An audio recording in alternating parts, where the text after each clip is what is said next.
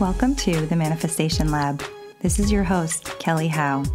From the grounded science to the mystical and unseen, we're investigating this big experiment we call life and finding what really works when it comes to manifesting a life that sets your heart and your soul on fire. Welcome to the lab.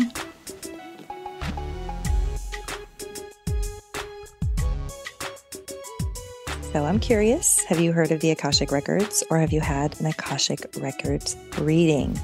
I recently had one with my guest today. It was incredible. It was so helpful. It is definitely helping me move through some blocks that had been getting in my way. And I want to share with you how I actually found the guest that I have on today. My spirit guides have a super cool way of reaching me and guiding me to the right people at the right time. And it's just really cool. So I'm going to share how this works for me. Oftentimes when I'm stuck and I feel like I can't move through something, like I was really dealing with some frustration in my business and feeling like I was just on the hamster wheel. I'm not reaching enough people. I feel really frustrated about that. And I was frustrated with the fact that I was frustrated about it because I reach a ton of people. I do a lot of amazing work, but I could tell that I was really getting in my inner critic about it and feeling like, I should be doing more. I should be doing this. I should be reaching more people. I should be having this, that, and the other, blah, blah, blah. It's so annoying. We all do it, right? But I was really feeling stuck. I couldn't get out of this mental loop. And my spirit guides basically have this thing that they do where they wake me up in the middle of the night.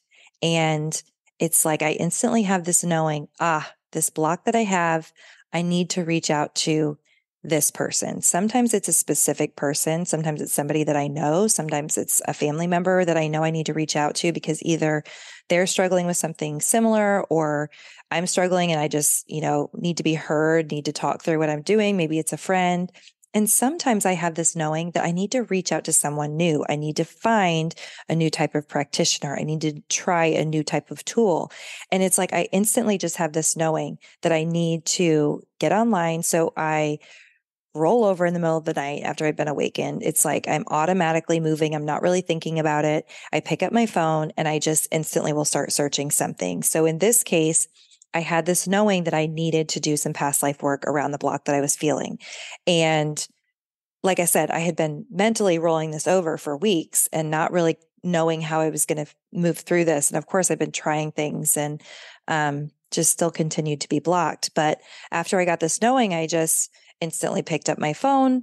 I typed in past life regressions in Missouri. And of course, I get a whole bunch of people that pop up and I was instantly drawn towards one particular person.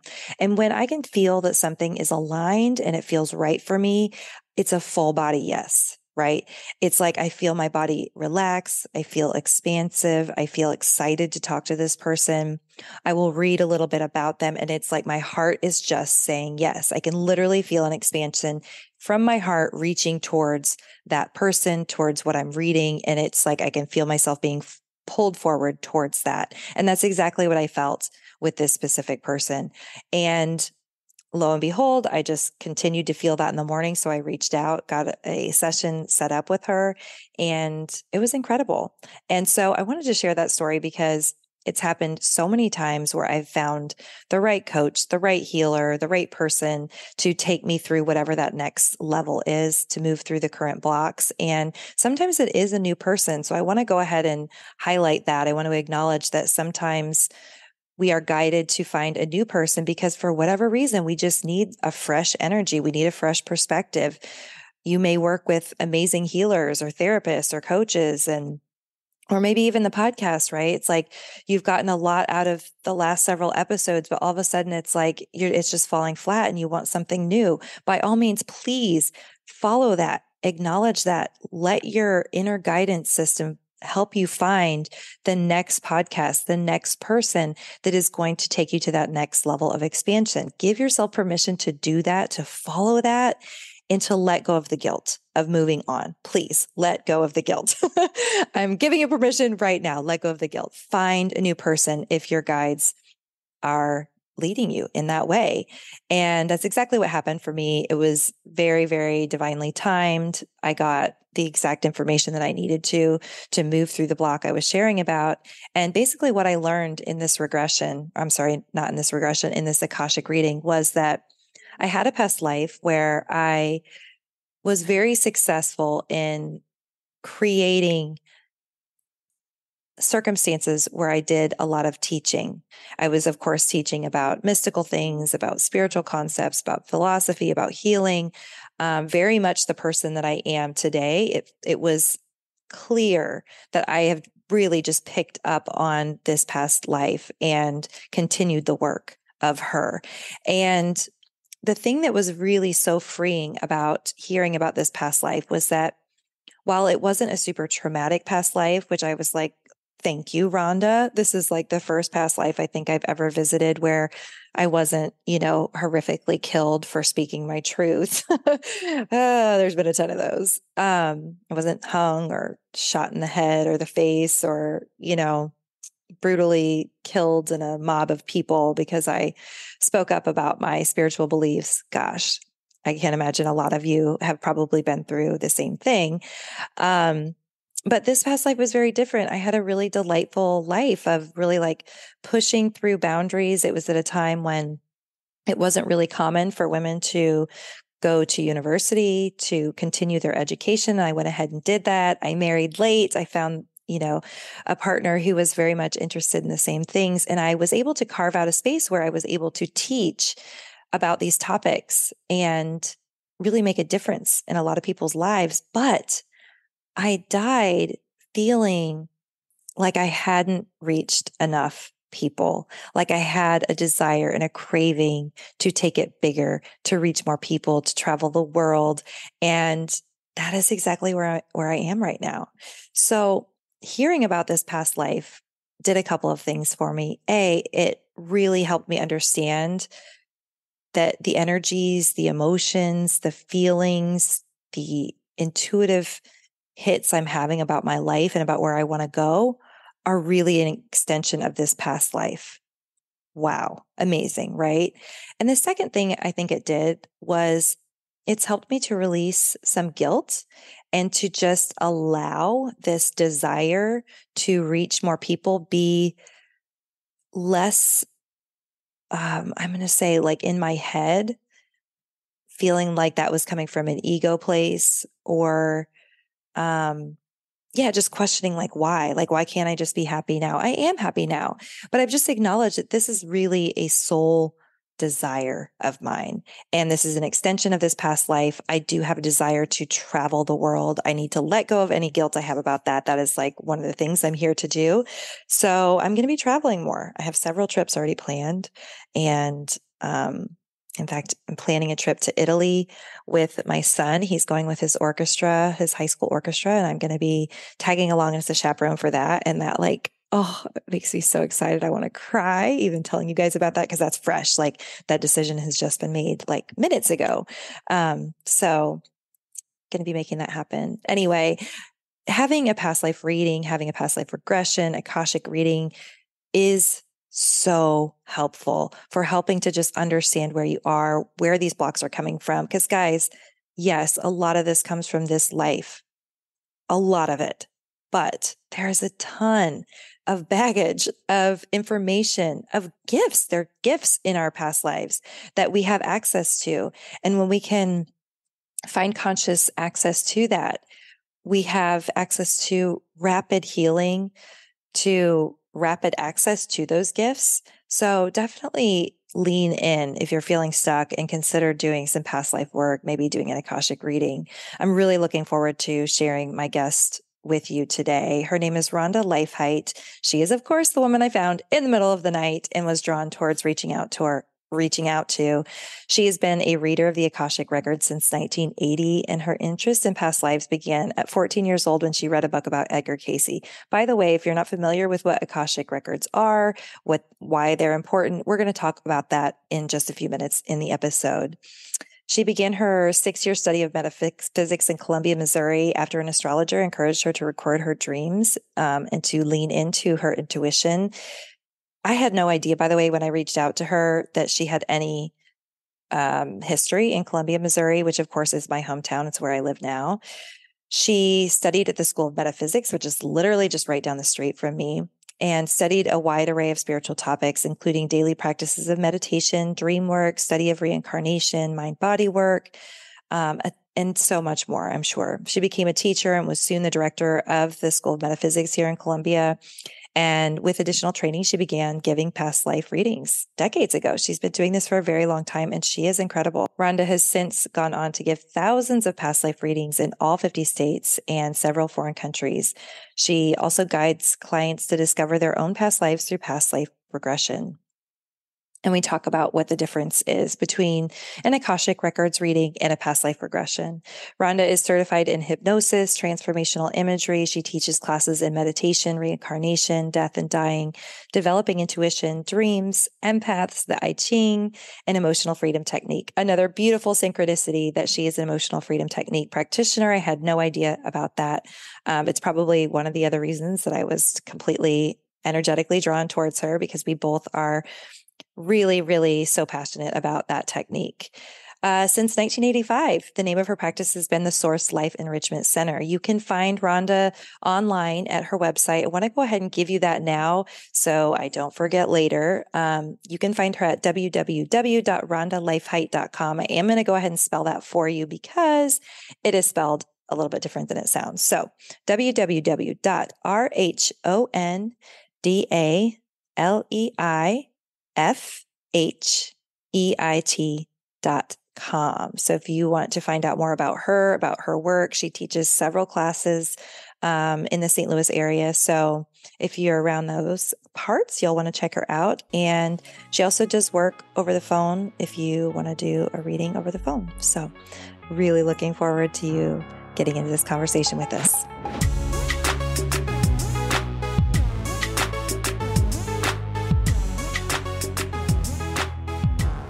I knew as soon as you started doing my reading, I was like, okay, now I need to pick her brain and find out more about your life and how you do this and what this looks like for you, day to day. So I'd love for you to just start with talking about kind of what you do as far as readings go, and what are the Akashic Records? Okay. The Akashic Records essentially are thought of as being a vibratory level that records all of our actions and thoughts. And it's like a storehouse and can be accessed, is everywhere around us all the time, theoretically. When I first learned about it, it was compared to radio waves that are around us, but unless we turn on the radio and dial in the frequency, we don't hear it. We don't tune in. So my training and practice was designed to help me tune into that. Now, these days, instead of the radio waves that kind of talk about it like it's the cloud, that information is out there. We know it's there. We don't know what it looks like or that sort of thing, but it's there. Okay. Yeah. I love that description. That's beautiful. So I once heard someone talk about the Akashic Records like it was a giant library of everything that's ever happened. And I think everything that will be as well. Does that resonate or? The will be, I'm not sure about. What I know is we create momentum, we create tendencies, but because we have free will and everyone has free will, there are so many variables that the will be, I think, is very much in our hands. I love that. Okay. I love hearing that because that was sort of, when I hear that, I'm like, wait, what about free will? And, I know in any moment, infinite possibilities exist. So I can't really wrap my head around what that would actually look like as far as, the will be. But I love hearing that it's like, you know what, we have power over this and we have our intention and we can steer the ship where we want it to go, so to speak, at least a little bit. I like to think. At least a little bit. I mean, there are factors that we sometimes just don't understand. And certainly in exploring the idea of past lives, and the actions we took, the beliefs we formed, the traumas we experienced, and how we interpreted those are all part of our history, sometimes buried deep in our unconscious. And it's why learning about past lives, I think, is helpful. But also the reminder that the very purpose is not to just say, well, this is my karma or my fate, but rather, okay, this is what's brought me to this point, and where do I go from here? And by the way, let me say right away that karma so often is only thought of in terms of negativity. in Mm-hmm. terms of bad karma. And it really should be thought of as a neutral law, cause and effect for the purpose of our learning. Oh, I love that. I love that because we've all been through so many lives and we have karma, whether we like it or not. It's just, I love that you say that it's just part of like the experience. It's just a law of the universe or whatever is bigger than that even. And yeah, looking at it like it's a negative thing, I think really holds us back and can create some judgment towards ourselves and other people. Absolutely. I think that is sadly far too true, where people will be hard on themselves or other people. And it really is the longer I do this and the more I see of the effects of past lives and karma, the more complex it is and the more of a sense of wonder that creates. Yes, I totally agree. I can't even tell you how transformative past life work has been for me. I'm sure you know because this is the work that you do. But could you talk to us about the difference between like an Akashic reading and a past life reading and why someone might choose one or the other? So say like someone decides, you know what, I want to go reach out to Rhonda and do a reading. What's the difference between the two and why would they choose one or the other? Okay, let me make this distinction. To me, a past life reading is done by, I'm getting a little notification there. Are you? A past life reading is done by my going into a trance state, into a meditative state, and tapping into the Akashic Records. So for me, a past life reading and the Akashic Records are somewhat simultaneous. But I will also make this distinction because I do the readings where I go into trance, I tap into the records and ask to be shown the most significant past life for the person right now, knowing all of our lives have some impact. But the other piece I do is regression, past life regression, Okay. where I take the client back to their own past life.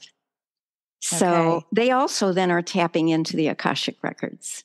Okay, beautiful. Yeah, because it's the same information, right? It's just a different Yes. pathway to get there. That Different makes sense. pathway. Right. Oh, And people find different paths all the time. Sometimes it's a dream. Sometimes it's walking into an antique shop or traveling to a different country, that kind of brings those echoes and memories from the Akashic Records into us. I love that because it's all, I look at it like everything that we're experiencing now is just an extension of everything that's happened in the past, like whatever our souls experienced. And I don't know about you, but I feel like when we decide to come into a body, we inherit the energetics and the past of our ancestors, right? For thousands and thousands of years as well. Yes. So that's a question I had for you. When you're tapping into the Akashic Records, is that, can you be tapping into ancestral, like more of a dense energy, DNA type energy that like maybe something that your soul didn't directly experience, but an ancestor did?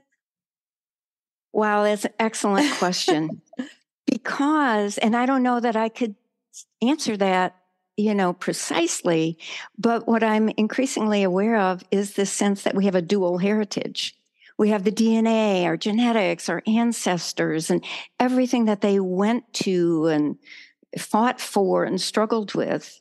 Yeah, all of that's a part of us. And then we have our soul heritage. And what that dance is like is pretty amazing because I think we're dancing with both. But then you look at the notion that our souls have chosen to be born into a certain family, into a certain DNA ancestry. And so that kind of brings it together. And again, it makes for some complexity, which is as it should be. We don't want to oversimplify, this spiritual journey that we're on.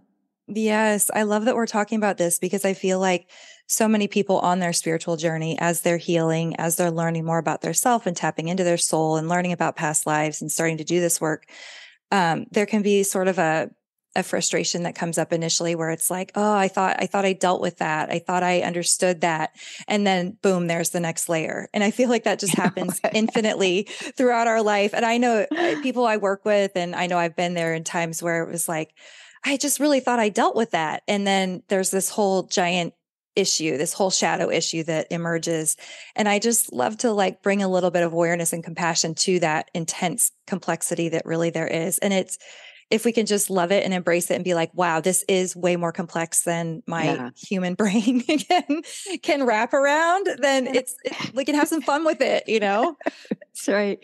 Because I've heard and experienced that same thing. I thought I've dealt with this. And the way I think of it now is, and I'll sometimes say this to clients, is like, look, you've maybe been dealing with this for many lifetimes.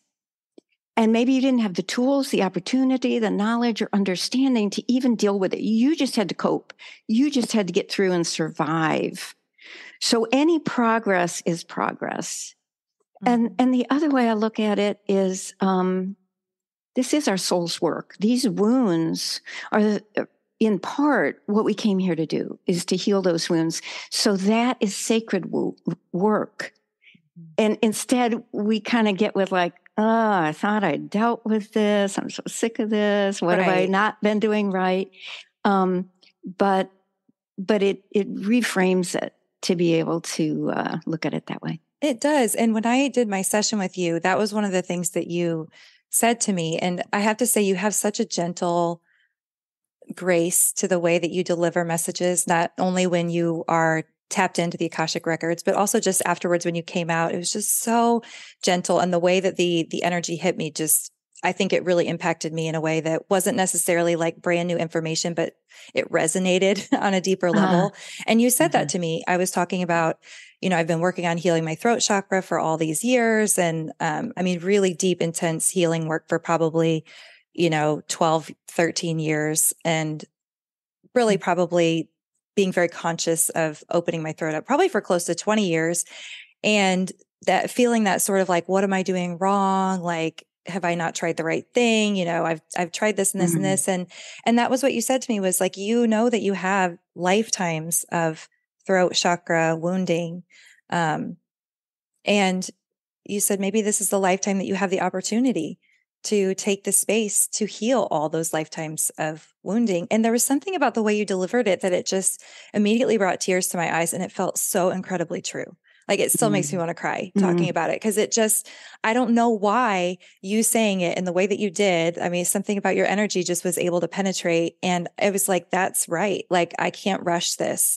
I can't be upset with myself because, I've tried this and this and this and this, and it still hasn't gotten there, because I have been healing my throat chakra. I wouldn't be able to sit here and talk to you if I hadn't, right? Exactly. I mean, I've come that's the so best far. Example of that. Yeah. Absolutely. Yeah. I mean, I can actually sing now, and I used to have like a hoarse, raspy voice. So I know I've done an incredible amount of work, and I just want to thank you for saying that in the way that you did, because it just, it like sat right there in my heart chakra. And I carry that with me now, where it's like, okay, this is the life that I have the opportunity, and I have the tools, and I have the space to do that. So just having a little more gentleness with myself and a little more compassion has been really, really huge. So that kind of leads into my next question, or what I want to talk about. And that is, do you have any past life experiences or healing stories for yourself or clients that were just really stick out as like, wow, this person learned about this thing, or I saw this in myself and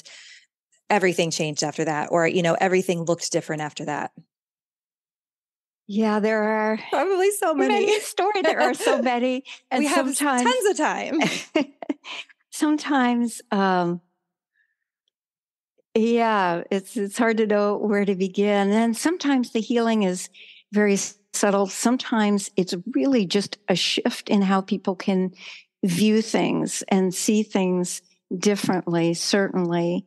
I can think of a couple regressions that people did where the physical healing was dramatic.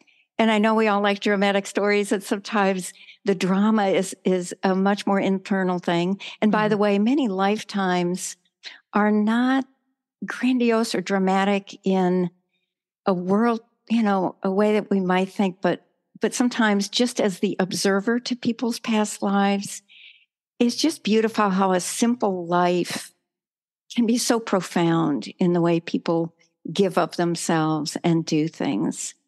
Yes. I can think of a regression I did for a man who came in. He'd been suffering depression. He was experiencing diabetes, and he'd been treated for both. But he felt this incredible sense of guilt that he wanted to address. And really, guilt often seems to be a big one that people carry over. Anger is another one, but there are those themes. Maybe it's rejection or whatever. And the other thing he described before we got started is this tight sensation around his abdomen, as if there was just something squeezing on him around his waist and rib cage. And he said it was there 24/7. So this was a regression. So I was helping him to go back into this past life.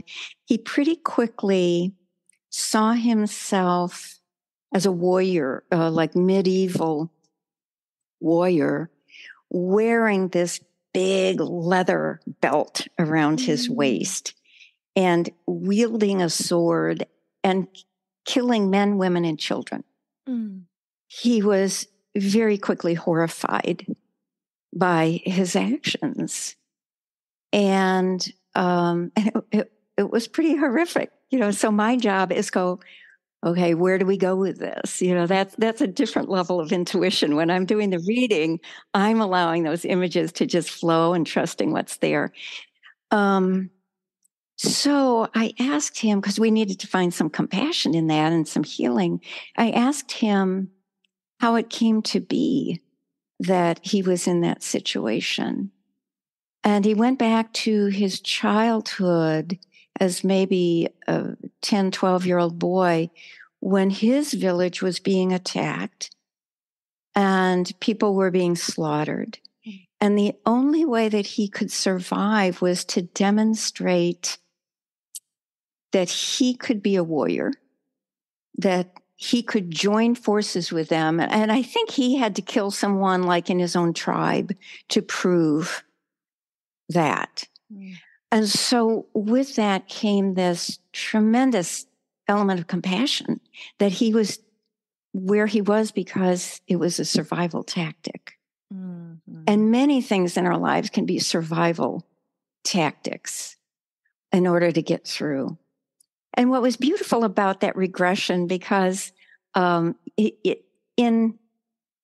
a first-time session, my desire is to be able to help them see the past life, kind of then step back from it to see how they came to be influenced by it and the guilt that he had carried from that, because some part of him recognized how terrible it was. But then to go beyond that. So when he left that physical life, left that behind, we go into the spirit world where he has the opportunity to, see it from a different perspective and to accept healing. And it was just so liberating for him. And he had this unique experience. Everybody's experience is so unique. And I get to go on their journeys. Of just being a bird, soaring free and liberated from that. And indeed, when he came back, that sensation around his waist was gone. It helped lift that sense of the guilt. And that remained the case. Now, I will say sometimes people will see and get information that brings them a level of intellectual understanding, but it can still take some time for that to bring about a deeper healing. That was going to be my next question was, did he have a big emotional purge when that compassion hit him when he was looking at that past life? Do you remember? Not deep. Certainly there may have been some tears rolling down. And that varies with people as well. Some people really, there was a woman recently, I'm not sure I'm going to remember all the details, but she, came in, there was some block that she was trying to discover and release, and some heaviness. She felt that she was carrying, and she was in a new project, building a new business for herself to help facilitate people's own growth. But what came to her was a life where she was so beloved, and she was just sobbing. So sometimes people think, people will sometimes tell me I'm kind of nervous about what I'm going to see in a regression or what I'm going to hear you say. And I always try to reassure them that this is coming from a place of compassion and understanding, never from judgment.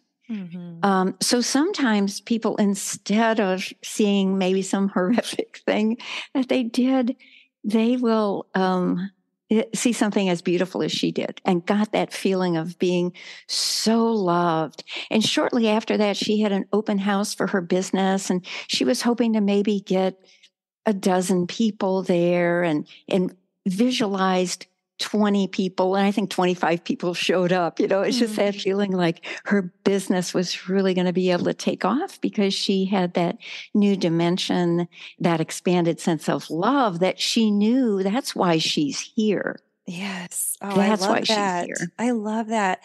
I don't do a ton of past life work. I don't know. It goes through phases where it's like suddenly I'll get a patch of clients and they all show up and it's like they're ripe and ready for it.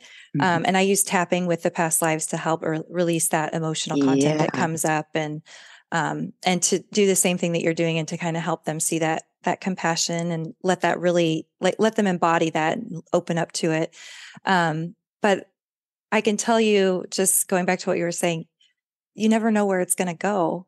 And sometimes people see really beautiful past lives, and sometimes people see really horrific things. And it is kind of a dance of trying to figure out, like, allowing your intuition to show you, how do I help this person actually heal this while we're here and not re-traumatize themselves and take that, back with them. But I just think it's so profound. I'll usually tell them ahead of time when doing a regression, I said, if you come to something that is traumatic, you have some options. With the regression, when they're not under that deep. I mean, there is a level of conscious mind that still remains, which I prefer, but that leaves them in control. So I'll say, you can come out. If it's too much, just come out. And I had that happen once with a woman who was aboard a ship, and pretty soon she's like going, this is the Titanic. Oh, no. And I know where this is going, and I don't need to see it. She came out. That's all she wanted. Understandable, yeah. But I'll let people know also, if you can detach from it and gain some objectivity and go through it, because your soul has survived anything, everything. So that can help you heal it. So I think for people listening, my story with past life work started really when I had done a ton of digging, investigating, doing tapping, meditation, hypnosis, different types of things in this life. And there were still issues that it was like, they just weren't budging. And it wasn't until I did the past life work where I started having shifts. And so, for anybody that's listening that feels kind of stuck, if you haven't gone back and done past life work, I believe that everything we're working on in this life, I think we already touched on this, is an extension of, of what our soul is working through. So even when we're doing healing on just this life, we're still doing past life healing. Yes, absolutely. That's a good point, that we don't necessarily have to know the past lives, that people shouldn't think, oh, I'm missing out, or that, because we are the sum total of those things. Right. But the beauty of it sometimes, and for example, one of the readings I do is specifically called a crossing of paths between two people. And very often that puts them in a different setting. Now, I may be only doing it for the one person. The other person may not be here. I'll say, is this other person going to be listening? Because if so, the reading can give them advice. Sometimes that's the case. And sometimes it's like, oh no, they wouldn't have any interest in this, or I don't even see them anymore. But the fact that it can put them in another time period, another place, another dynamic, allows for objectivity, allows for compassion. And it's interesting that sometimes in the crossing of paths, always the reading will focus, if it's just one person asking for the information, it's going to focus on the advice for them.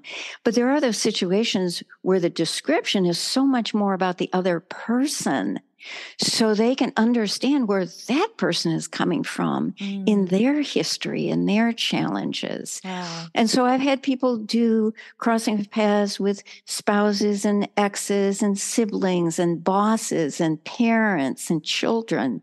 And that adds a whole new dimension and appreciation. That sounds amazing. Oh my gosh. I'd want to do that with like everybody in my family and everyone I know. Cause not everybody, but there's those people that you're like, we've done this together before. Yes. There's just a certain feeling, like, I feel like when I met you, I was like, yep, you're one of those. I have a feeling we've talked before. And well, I'll say this too. When I started teaching really early, I was in my mid-20s and I hadn't been studying metaphysics for more than a year.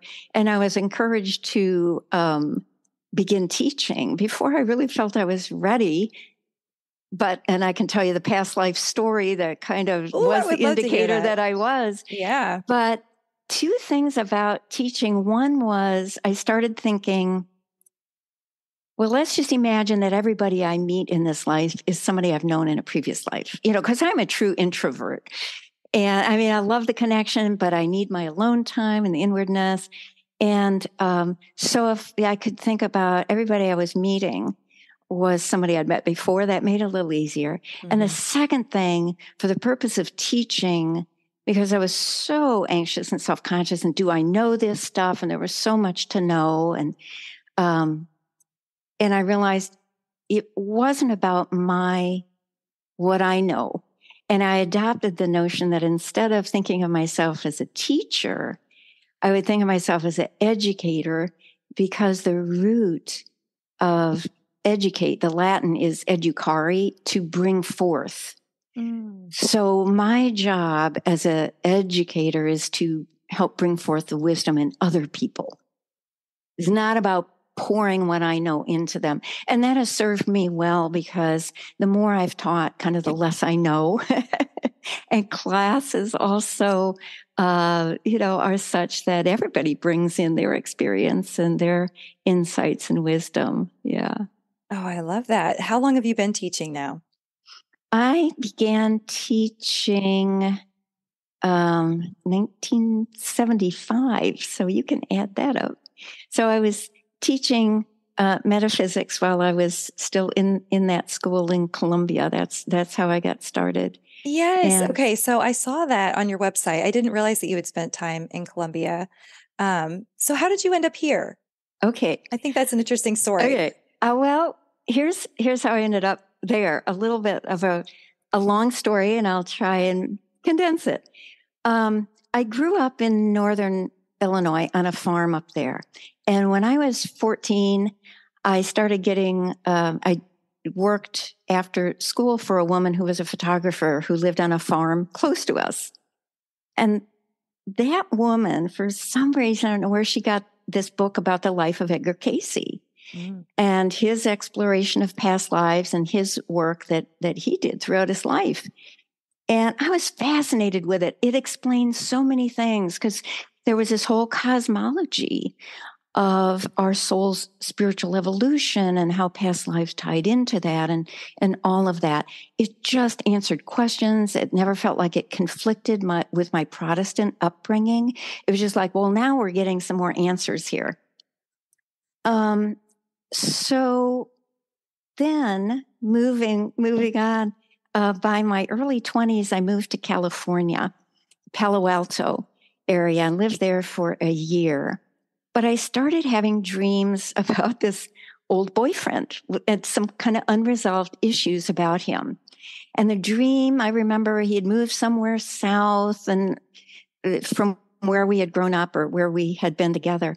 And then I learned he had moved to Columbia, Missouri. Got in touch with him, moved across the country, not to be together even necessarily, but just from the dreams, from the reconnection, I knew I needed to be there. And really, when I looked back on it, he was a symbol, because he'd also had spiritual interests and all that sort of thing. That got me to Columbia. And then I found the astrologer who is still there, Bill Herbst.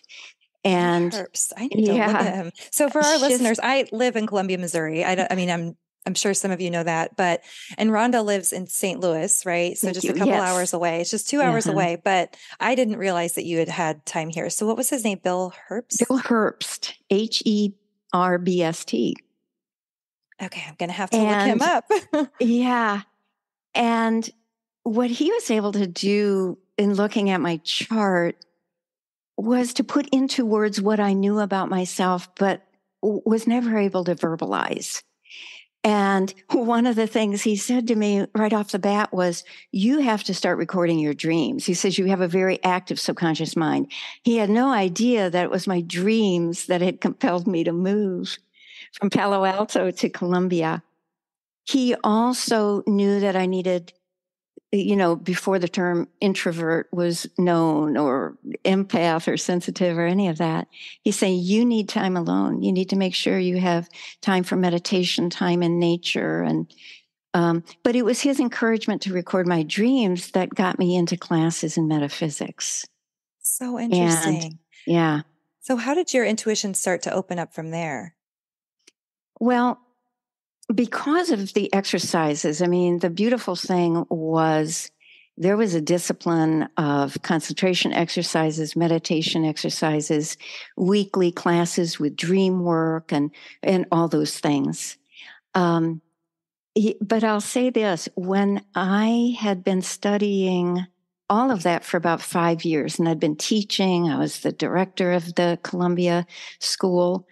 That school, by the way, is like a half a mile from where I'm sitting. Is it?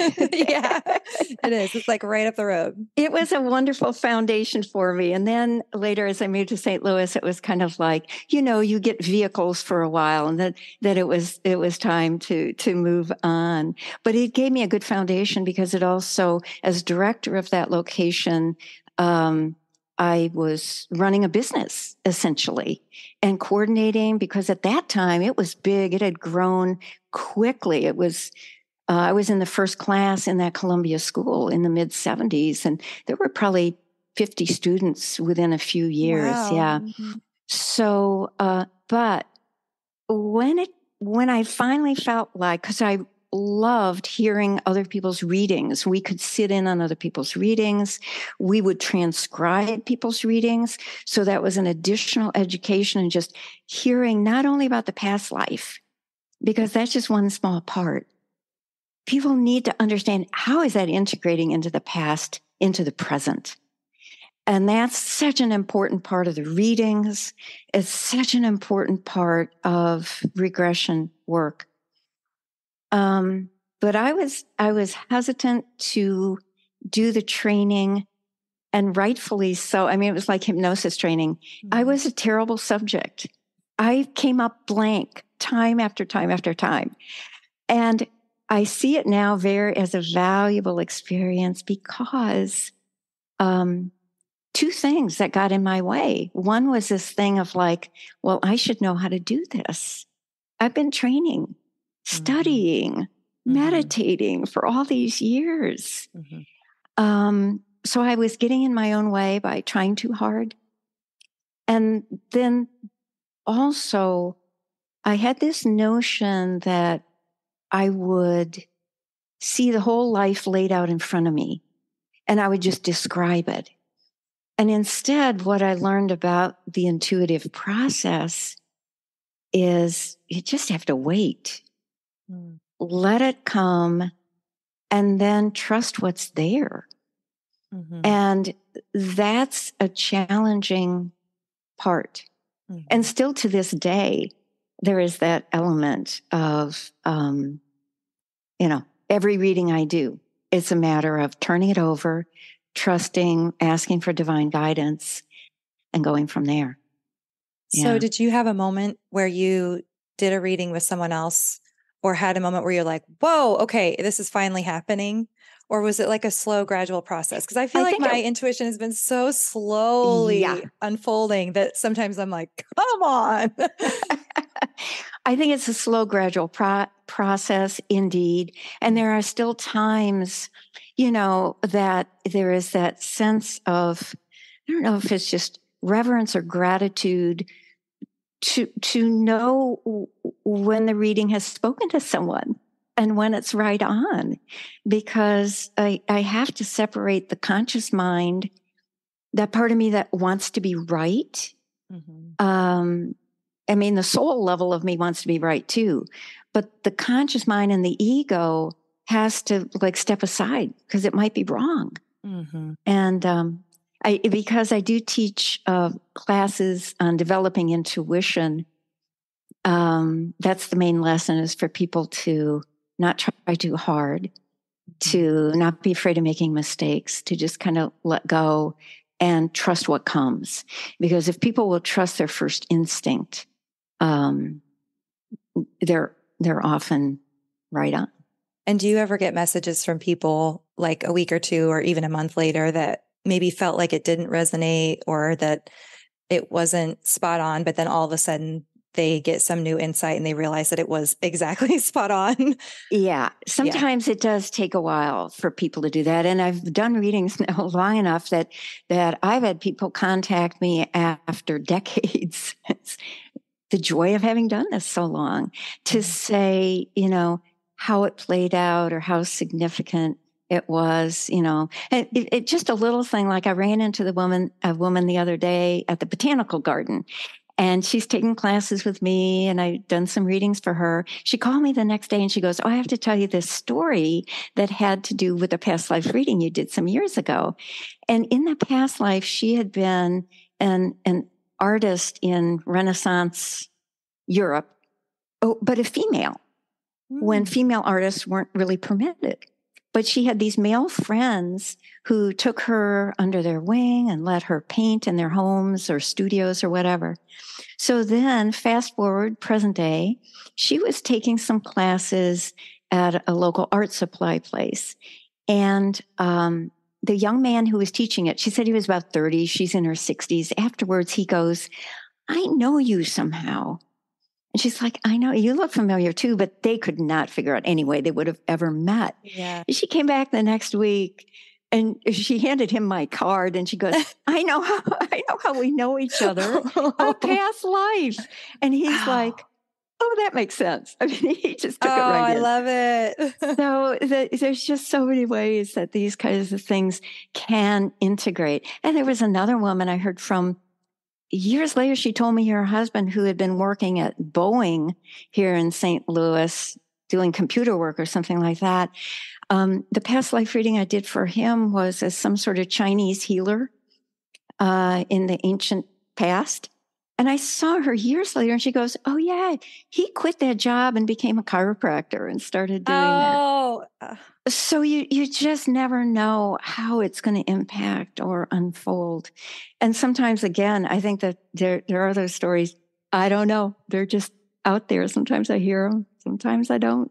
Yeah, I love it. The reading that you did for me was going back to what you said about like people expect these big, grandiose, dramatic past lives. And I have certainly done a ton of those where, I was hanged or my head was chopped off or a baby left in the wood. I mean, I've had so many like really, really dramatic past lives that are still influencing me.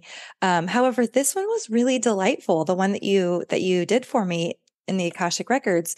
And what was so beautiful about it was that not only was it not like hugely dramatic, I didn't have a really painful, awful death.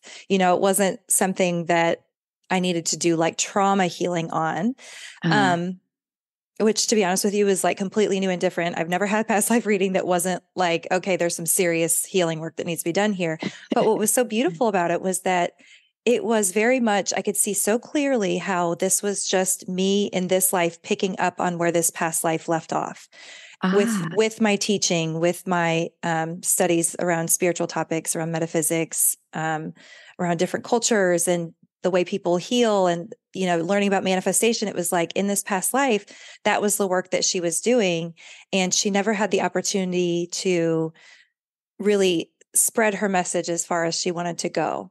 So she was very happy with her life. She felt like proud of what she had done, especially in the time period. I don't remember right now when it was, but a woman teaching at that time was not common. And somehow she made it work, And she the only thing was that she really felt like she didn't get to spread her message and to teach as much as she wanted to as many people. And so, and she didn't get to travel like she wanted to, Yeah. along with that teaching. And what that did for me, and again, this makes me want to cry. So I know it's so true and so spot on, is that I know that that is where I'm picking up in this life, is that I am meant to reach a lot of people. I am meant to travel and teach and do that and have fun. And I can tell so beautifully how that just is an extension of that past life. And it's also so wonderful knowing that, like, I'm not learning everything in this life. Like you were saying, I'm bringing it through, I'm delivering it, and I'm delivering it directly from her sometimes. And I think it gave me permission to have the desire, not only, have the desire to want to reach more people. Cause sometimes I get in my head with like, oh, that's just ego. Like, it feels like that desire feels somehow not authentic. However, it shows up in all of my charts. It shows up, in these past life readings. So I know that it's beyond just ego. It's actually a soul desire. So I think it helped me lean into that a little bit harder and go, okay, like this is just something that my soul has wanted for a long time, is to reach more people, and also to travel and be completely guilt-free about that, and know that that really is a soul desire. That's not just ego Kelly being like, I want to get out of here. It was like this really gentle permission slip to just be where I am and say, yeah, that's what I want to do. I want to reach a lot of people. I want to travel, and I want to teach, and I want to keep learning. And I think that past life is like, yay. Yes, really. And it is that nice reminder that I always think of our soul purpose kind of at three levels. There's the small p purpose, which is to do the healing maybe of the wounding from past lives. And then there's a purpose to carry forward and expand upon our gifts, our talents, and our strengths. And then there's that capital P purpose, which is spiritual evolution or wholeness or enlightenment or getting off the wheel, if you want to think of it that way. Yeah. Yeah. I mentioned my first past life reading, which maybe had a similar tone. What you were saying reminded me that the first reading that was done for me described a life in Atlantis. And I was studying whatever spiritual teachings were being presented at the time, preparing to teach. And instead got caught up in the cataclysm and drowned. Wow. And so from that standpoint, it was picking up where I left off all those years ago. And it's not to say I wouldn't have done something like that in between, and I'm sure I have in different forms. But it is interesting how it really spoke, because I started teaching like a year later and have done that ever since. So it really did speak to that. And I wasn't so much conscious of that at the time. The other piece to that life that I think I only appreciated some years later was that the reading described that when I died, I was so angry. I was so angry that I immediately wanted to reincarnate. And the reading indicated that I reincarnated right away, but it was the wrong time, wrong place, too quickly, and that I died shortly after. I don't know if it was a stillbirth or what it was. Oh, goodness. And there were several pieces to that I still find kind of intriguing. Because I do think the soul's journey, once it leaves the physical plane, at best travels into the spirit plane, greeted by loved ones, and processes the past life in order to make a plan for the next life, the best opportunities. But I also think that momentum and free will gives us permission to do things otherwise. And it also was a lesson in anger, how powerful that anger energy can be. Yes. Okay. So I wanted to come back to that anyway. How do you see that happening? Because one of the things I do with people, I do so much emotional healing, and we try to go back and figure out, like, where did this really come from? And that's one of the things that I ask people, if if they have an emotion that just has been around for a long time. It's like, can you remember a time before this motion felt like it was just so big? And so sometimes it is like anger or sadness or grief. And it's like, they'll be like, you know what? No, it does feel like I came in with that. Yes. So I can't, I try to sometimes figure out how that works. Is it because the soul just remembers? And so it like translates through the current body, that same kind of anger? Or how do you see that working? I wish I had a clear answer to that. Yeah. I'm with you in this kind of like, how does it all come together? Mm-hmm. Because also just astrologically, I've got a lot of Taurian energy.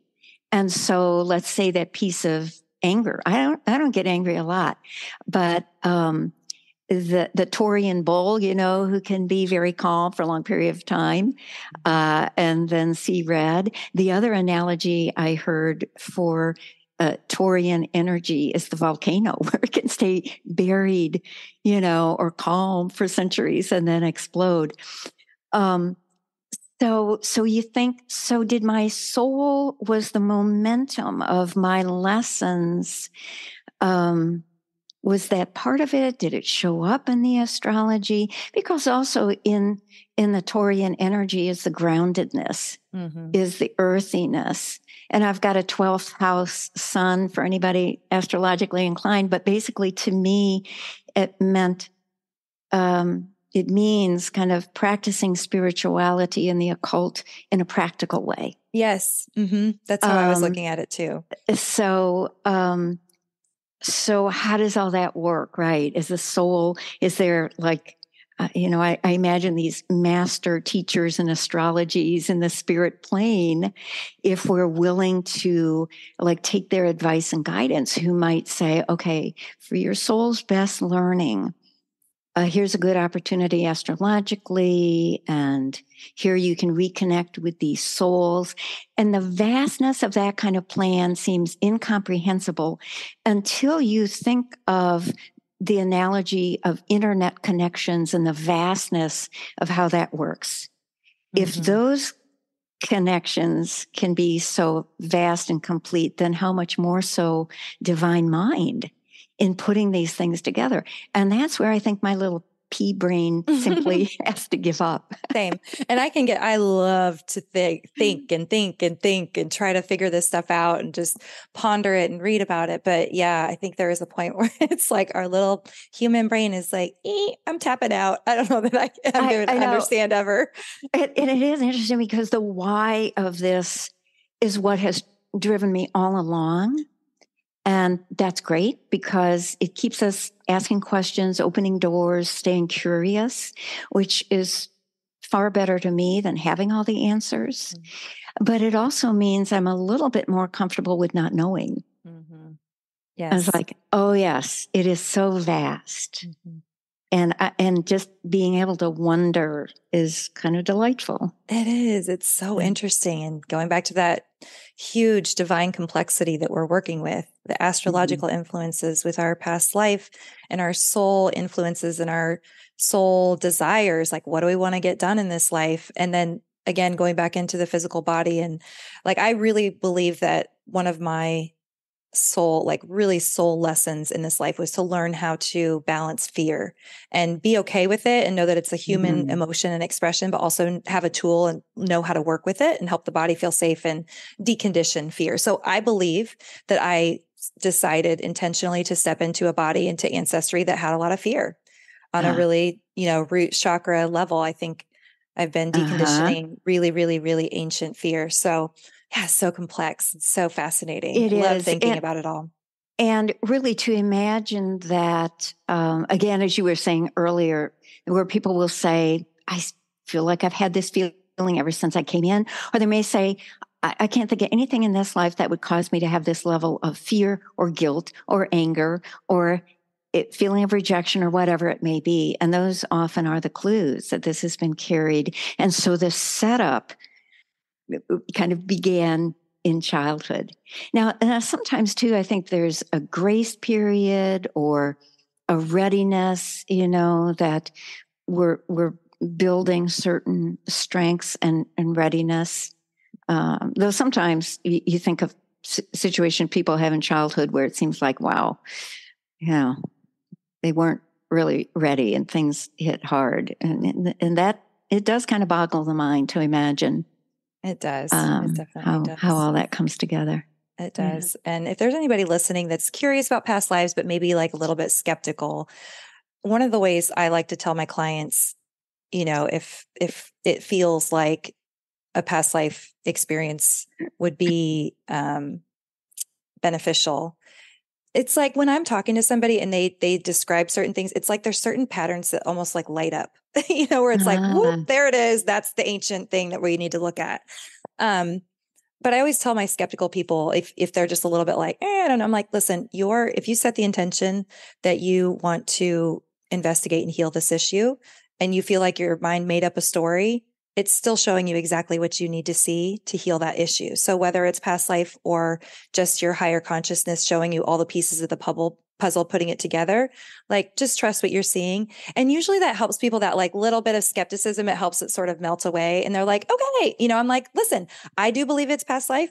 I've also had experiences where I'm like, this doesn't feel like a direct past life. It almost feels like a melding of several, like my mind kind of puts together a different story that brings together a lot of different things. And I'm like, I don't think I actually experienced this. This feels more like a collection. Yeah. I don't know if that makes sense too. Yeah. And I will tell people the very same thing. I'll say, look, especially if they're doing a regression, because they have to get their conscious mind out of the way. And so I'll say, because a common question is, well, how do I know I'm not making this up? And I'll say, you don't. Exactly.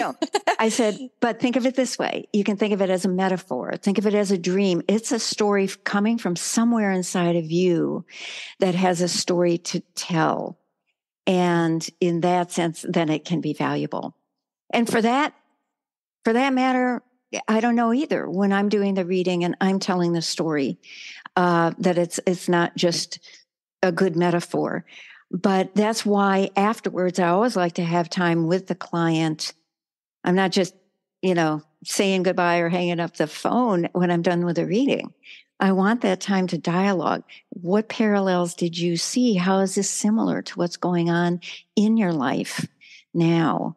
So that they can make those connections. And that often it's little things that give validity to the past life, phrases that they use or ways of, thinking about things. Yeah, there were several little things like that just resonated so deeply. And one of them being that in that past life that you did for me, I grew up with all brothers and I was very comfortable around men. And again, like going back at that time period, it wasn't common for a woman to teach. So that kind of mirrors, that past life for you too. And I have 3 sons. And I now have 2 male dogs. Like I'm just really comfortable around male energy. I always have been. I've always had a lot of guy friends and just, get along with guys really well. I have, like, my dad used to joke that my little sister and I, when we would start burping and farting and like God knows what, he would be like, the boys are back. We just very comfortable in that side of me. So yeah, I love that. It is fun to see how those things come through. Yeah. It really is. So Rhonda, do you have any classes that you're teaching right now? Anything going on that if people are interested in, connecting with you, what's up for you right now? I'm just finishing up 2 different classes on the same topic. There was enough interest in a class I was teaching in my home. So it's a small group on preparing for the world beyond. It's a class on death and dying. So we talk about various aspects of how can we know what's on the other side. People who've had near-death experiences, mediums, people who have channeled from the other side, and that sort of thing. And then we, talk about what are the things that help us literally prepare our minds and our souls through meditation and soul work to leave. How do we assist in the dying of others if we happen to have that kind of opportunity and privilege to be with someone who's dying? So we cover a lot of topics on that, grieving as well. And we just are finishing up. It's a 5-week class, and we're finishing up. And I'm like, you guys, I think next time I've got to teach this in 8 weeks. There's just too many. Too much. Because, when you're talking about, well, where do we go after we die? It's like we're going into that spirit plane, but what's happening is we're envisioning and preparing our next life. And then that goes into reincarnation and all that sort of thing. Mm-hmm. So that's one class. And then this weekend, I have a class starting at the community college called 10 Clues to Your Past Lives. So it'll help them to go explore that. So, and just regularly, I teach a variety of classes from dreams to developing intuition, meridian tapping. Oh, that's right. Yes. So you do tapping as well. How do you use that with clients? Yeah. What does that look like? Well, it's just one of the tools in my toolbox. So sometimes it may be with somebody with a past life issue that's stuck. Sometimes it's just a present life kind of issue that they want to deal with. Either they'll come in directly for that, or something will come up and I'll say, this sounds like a great opportunity to use meridian tapping. Mm-hmm. Yeah. I don't know about you, but I feel like tapping while somebody's working with really old stuff sort of helps something, our mind and body, separate and recognize somehow like, oh, that is in the past. It helps us stay grounded in our body and helps us recognize like, okay, that is a past life. I don't need to like activate in a nervous system way around this because it is actually old, whether that's like 5 years old or 1,000 years old. 1,000 years old. Beautifully, beautifully said, because that's what when I learned it, that's the piece that I loved about it, because otherwise, how do we move past these patterns? Just saying affirmations or wanting to believe differently. Sometimes the knowledge itself can provide a remarkable shift, but very often it doesn't. Mm-hmm. And that's what I liked about meridian tapping is like, now we're getting into where it feels different, because people will go, well, I know where this comes from, whether it's an issue from childhood or a past life. But until they feel it differently, until it shifts at like a bodily level, mm-hmm. it kind of persists there. Yeah. And on a really grounded level, if our nervous system is activating and going into, fight or flight or freeze, then it's shifting our biochemistry, right? And like down regulating our healing abilities if we're getting activated in our nervous system all the time. So if we can just ground our nervous system and feel safe in our body, we instantly upregulate our well-being. Mm-hmm. And on an energetic level, I think when we do tapping on these issues and we're working through fears and these like root chakra issues, I feel like we are clearing such old stuff. Yeah. And like letting go of vibrational stuff from God knows where, Right. But I love that aspect of it when I start thinking about, when we're working on really making the body feel safe at that root chakra and those lower chakras, like we're really doing some profound energetic work. Mm-hmm.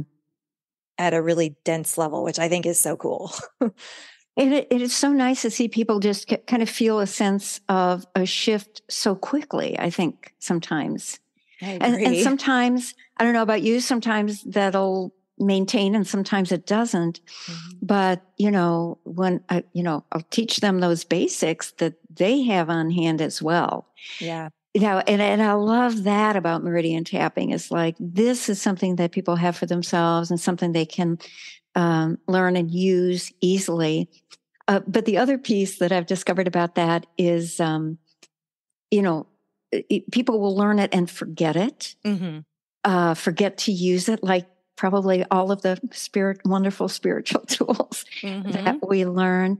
And then sometimes people maybe won't stick with it on their own, but in a session, you can mirror to them, well, what I'm hearing, or let's try this, or let's mm-hmm. go at it a little differently. So that's helpful. Yeah. I love that you're using it. It's just such a powerful tool that can be applied in so many different ways. And as you mentioned, just being able to have that to take with you to work through your own anxieties and fears is just, I feel like I know it was life-changing for me. So love that you're using that. I so appreciate you being here, Rhonda. If somebody wanted to reach out to you for a reading, how do they find you? The best way is to call me, and this is a landline, so it's just leave a voicemail, 314-644-0641. My email is the other way, and that is awakenthe8, number 8, at gmail.com. So it's AWAKENTHELIGHT at gmail.com. Perfect. And now my website, also my name. And be sure to put the www to get directly to my website, Rhonda Leifheit. And I think you have the spelling there. I will drop it in the show notes as well, so people can access this information there. But yeah, we'll get them your website, and I'm glad you gave them your number and email so they can just reach out directly to you, because I know there's going to be people really interested in doing this work with you. And I thank you for coming on. It's such a pleasure to talk. Like I said, I feel like we've done this before. I know. It's so fun. Yeah. Finally, after all these centuries. Right, back together. So I love that you're just a couple hours away. I really think I'll probably be exploring a past life regression with you at some point, and I would love to do that crossing of the paths. I'm such an addict for knowing about myself, so you're going to see more of me. I'm sure of it. Adds dimensions of understanding. Yes, it's wonderful. Absolutely. Well, thank you so much, Kelly. This has been so great. This has been so fun. Thanks, Rhonda.